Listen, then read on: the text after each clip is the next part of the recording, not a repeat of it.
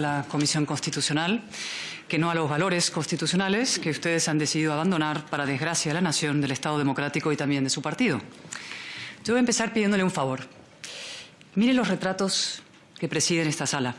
Monárquicos y republicanos, creyentes y ateos, catalanes y castellanos y otros lugares de España. Juntos los distintos forjaron una nación de ciudadanos libres e iguales. Sí, ahí está también Manuel Fraga, del que usted insinuó civilinamente el otro día que no había votado la Constitución. ¿Por qué lo hizo? Yo me quedé pensando. Una mezcla de desprecio a la verdad y de sectarismo. A usted esta alineación, tan ancha y realmente transversal, no le gusta. En su muro particular solo cuelgan los retratos de los que considera suyos, los rostros de su bloque, 7 pongamos. Presidente Sánchez, el prófugo Puigdemont, el sedicioso Junqueras, el secuestrador Otegi, la comunista Díaz, aunque ahora está de capa caída, mejor la también comunista además separatista Pontón, quizá un tal Galindo, verificador experto en guerrillas, y me faltaría uno, venga, usted mismo. Y ahora, mire ese otro cuadro, me alegra que lo haya citado el portavoz socialista, es el abrazo. Es el símbolo de la concordia, de aquella conmovedora concordia constitucional que alumbró los años más justos y fértiles de la historia de España a esta corrosiva discordia destituyente que ustedes promueven, del abrazo de la transición al abrazo entre Sánchez y Puigdemont. Y yo le pido, y seguro que lo hará en su réplica, que nos cuente cuándo se va a producir la ansiada foto, cuando por fin haya encarrilado la amnistía.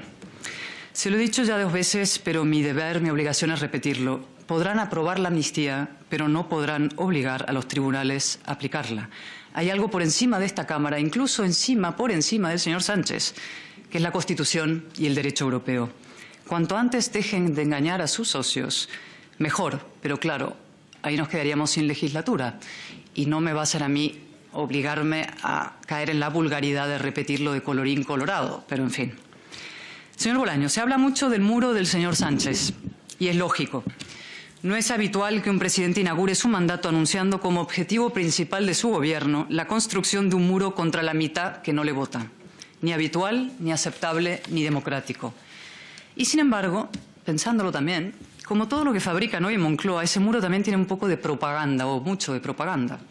En realidad ustedes no han venido a construir nada, ni siquiera un muro. Ustedes han venido a perforar el suelo de valores que compartimos la inmensa mayoría de los españoles, la inmensa mayoría de sus votantes y de los nuestros. El suelo que hace posible no ya la convivencia, sino la propia conversación entre los ideológicamente distintos. El suelo que pisamos no ya como españoles, sino como demócratas. Un demócrata no deroga la verdad como valor ni la igualdad como principio. Un demócrata no compra su investidura a cambio de impunidad para golpistas y malversadores y en Suiza. Un demócrata no pacta con un partido que lleva asesinos en sus listas. Un demócrata no decreta que hay 2 terrorismos, uno que viola los derechos humanos y otro que me asegura los 7 votos que necesito para seguir en el poder.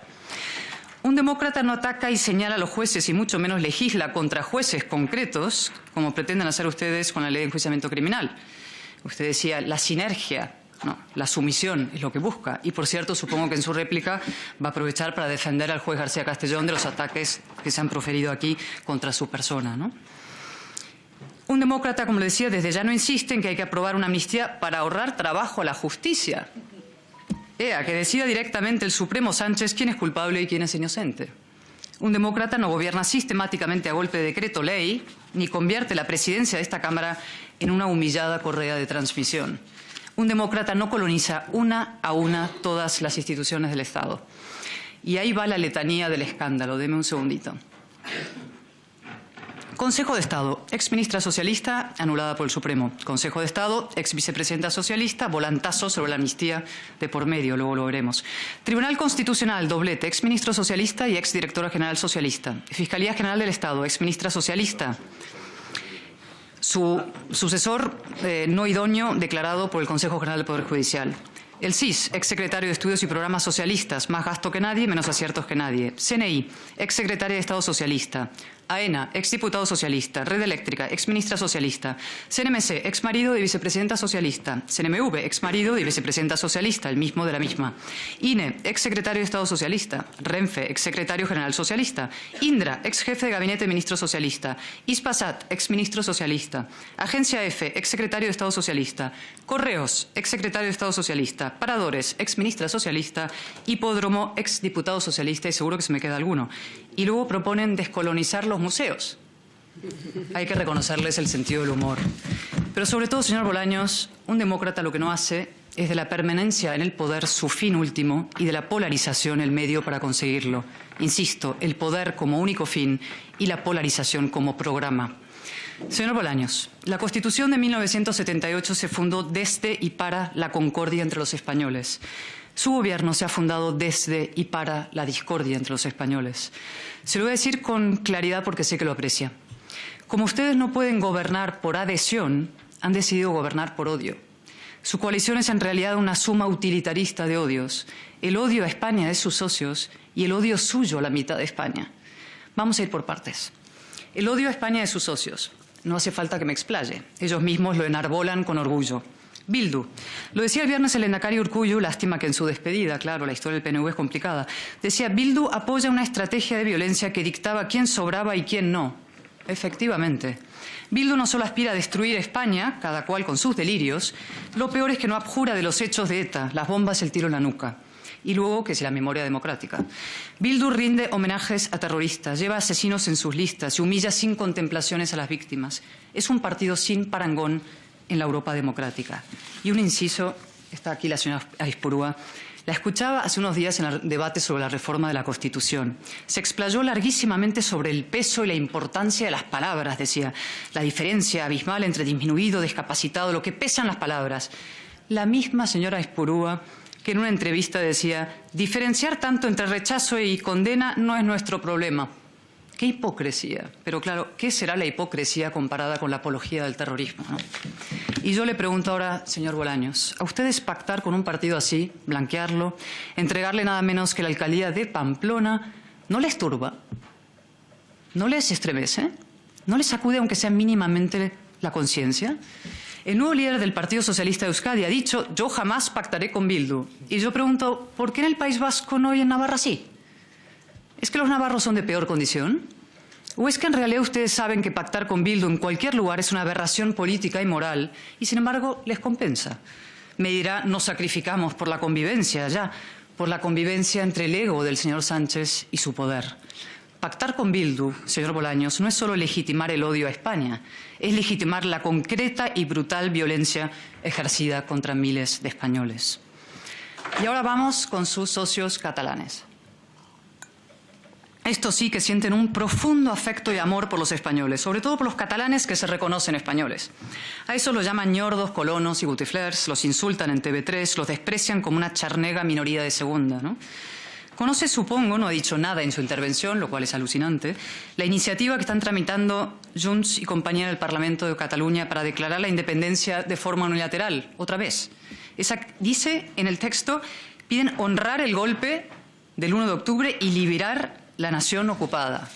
Y entonces yo le pregunto, ¿eso forma parte de la convivencia, del reencuentro o de la España más habitable?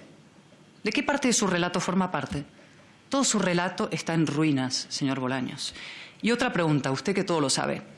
¿Cómo se explica que el señor Illa se negara a guardar un minuto de silencio por los 2 guardias civiles asesinados en Barbate? Igual que sus socios aquí ayer, ¿no? Qué falta de piedad, de verdad, y de decencia. Se lo pregunto yo con toda claridad, ¿por qué lo hizo el señor Illa? ¿Porque ha asumido el relato de que la Guardia Civil simboliza un Estado represor? Y tan represor. Bajo el hercúleo hiperliderazgo del señor Sánchez, cualquier delincuente, golpista o narcotraficante le pasa al Estado literalmente por encima. O porque uno de los guardias civiles era catalán y eso destroza los maniqueos esquemas identitarios de la doxa nacionalista. O porque lo apoyaban la iniciativa PP, Vox y Ciudadanos.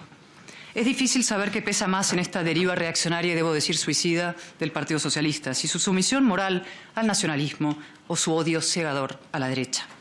En todo caso, la pregunta es hasta dónde va a llegar y el problema es que lo intuimos ya. Han eliminado el delito de sedición, han rebajado el delito de malversación, han indultado golpistas que amenazaban y están haciendo con volver a delinquir. Y ahora pretenden amnistiar a un prófugo cuya obsesión vital es la derrota total del Estado español y que está investigado por terrorismo, malversación y alta traición en complicidad con Vladimir Putin. Eso va a sentar divinamente en Europa, por cierto. Por cierto, honores, ya que estamos, para el mártir y héroe Navalny. Y por cierto también, qué formidable trayectoria la del señor Sánchez. llegó al poder gracias a una moción de censura contra la corrupción y ha acabado comprando su investidura en una transacción corrupta, investidura por impunidad. Ya le pedí que me diera un antecedente de eso y espero que lo haga en la réplica. Y ahora hay algo más, señor Bolaños. Corrupción.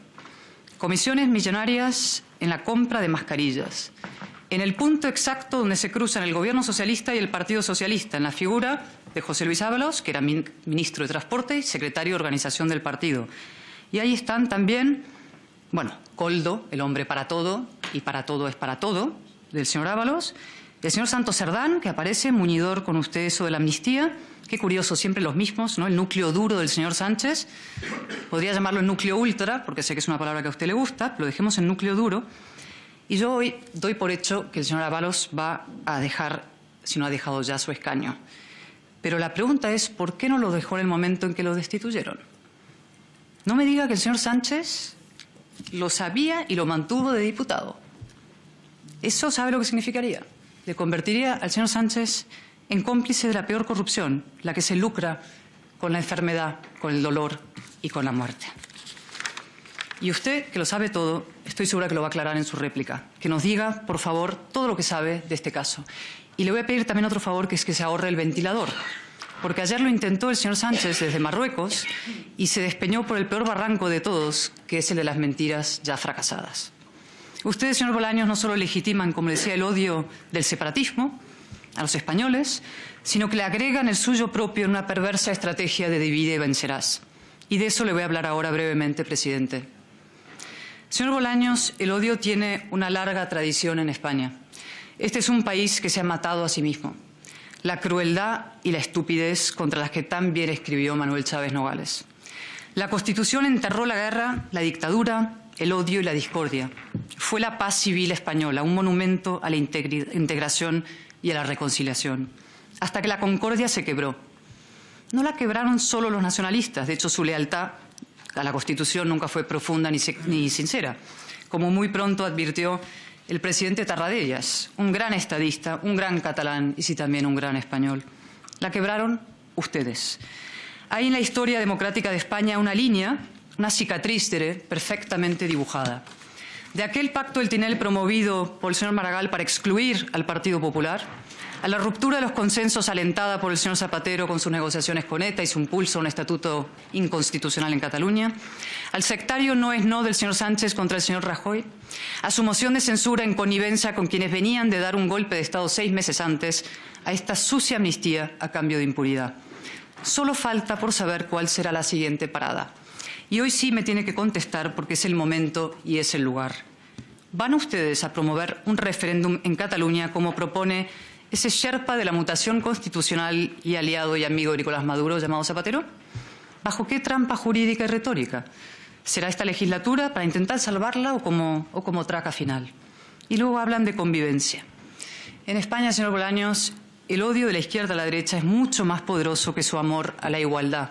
Y cuando habla de reconciliación, son ustedes los que deben empezar por reconciliarse con la idea, insisto, de la igualdad y con la idea de España. En realidad, señor Bolaños, ustedes buscan, anhelan una convivencia más estrecha con el separatismo para destruir la convivencia constitucional entre todos. Pero ¿sabe qué? Sí, lo sabe, porque me va conociendo. Pierda toda esperanza. Podrá seguir horadando los valores que compartíamos y practicando el viejo y lúgubre cainismo español, pero se hundirán solos. Galicia es solo un preámbulo. El Partido Socialista, como le dije ayer, ya es solo una bisagra de Esquerra, de BNG, de Bildu, un resto. Y un resto ahora asediado por oscuras sospechas de corrupción, que empieza a desprender ese inconfundible hedor de la descomposición. Pero el suelo de la nación española sigue firme. Los españoles no nos odiamos como los separatistas a España, ni como ustedes a nosotros. Hay una España cierta, arraigada, optimista y luminosa, que no se resigna, ni se cansa, ni se arredra.